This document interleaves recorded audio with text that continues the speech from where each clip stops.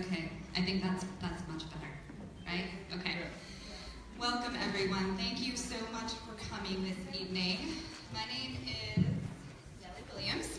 I am the State Director for Trout Unlimited here in Anchorage. And I have the honor tonight of kicking things off and welcoming our three really very knowledgeable panelists and also facilitating questions from the audience tonight. So thanks again for coming. The story of the Pebble Mine really kicks off in 1988. Some of you remember this year clearly. I think I was probably playing with Legos or something as a small child, and some of you probably weren't even born yet. But over the past 29 years since that first exploration hole was drilled, we have heard a lot about the Pebble Mine and what this project means for Alaska, for our communities, for our jobs, and our way of life. And tonight we are here specifically to first get an update on the latest information about the mine and the associated risks, clear up several of the mistruths that the Pebble Partnership has been talking about recently. We're going to explore some ideas about how we as Alaskans can urge our leaders to push forward an Alaska solution to the Pebble problem. And, of course, we are here to celebrate this really well-loved corner of Alaska.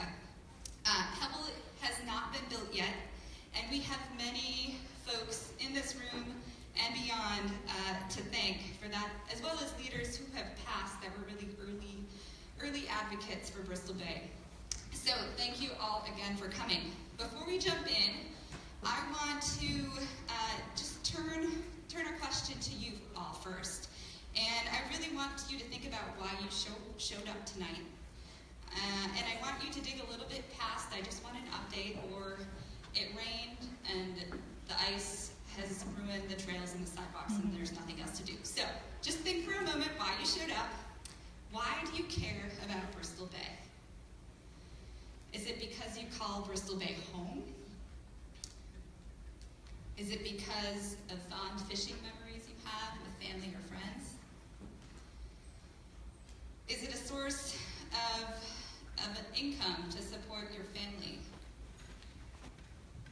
Or does it inspire dreams of future trips to an incredible river? Or is it simply because Bristol Bay's rivers and landscapes define so much of what it means to be Alaskan? Whatever the reason is that you showed up tonight, thank you for showing up again. And the reason this is so significant, because right now, the biggest hurdle between Bristol Bay's clean water and wild salmon and a giant open pit mine is the people of Alaska, who with undying determination and grit continue to say Pebble is the wrong mine in the wrong place, and Pebble is not the future we want for Bristol Bay. So thank you for showing up. And thank you for caring. So, a quick update, and then we'll turn it over to these guys. 3 years ago, we were very close to securing strong safeguards for Bristol Bay salmon, clean water, and jobs through the Clean Water Act. These protections were supported by tens of thousands of Alaskans and more than 2 million Americans. Despite this widespread support and science-based evidence, these protections are currently being withdrawn, and the Pebble Partnership is pushing their project forward with renewed urgency. Tonight we have the honor of hearing from 3 local leaders who have over the long time been tracking the Pebble issue and have learned a lot. They're going to share their knowledge with us on where things stand and tell you how you can help. I'm going to turn the microphone over to them shortly, but just a couple things on how it will work tonight. First, each panelist will have about five minutes to introduce himself, tell you a little bit about why they've been involved in the issue, and then make some comments around a specific topic that I will give them. Then we will proceed with a series of questions, some from the audience, and if you are here in the room, there will be little pieces of paper going around. Go ahead and flag down one of the volunteers in the room, and they will get a piece of paper to you, and then when you've written your question down, raise it up in the air, and they will come and grab it from you. And I see one right there. So thank you. And then those of you who are watching on Facebook, just go ahead and type that question into the comment section, and we'll be monitoring that and do our best to get those questions to the panelists. Any questions from the panelists on logistics? All right, great.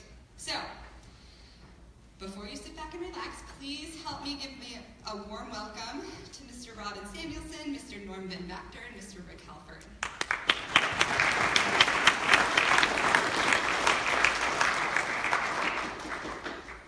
Okay, I am going to kick things off with you, Robin.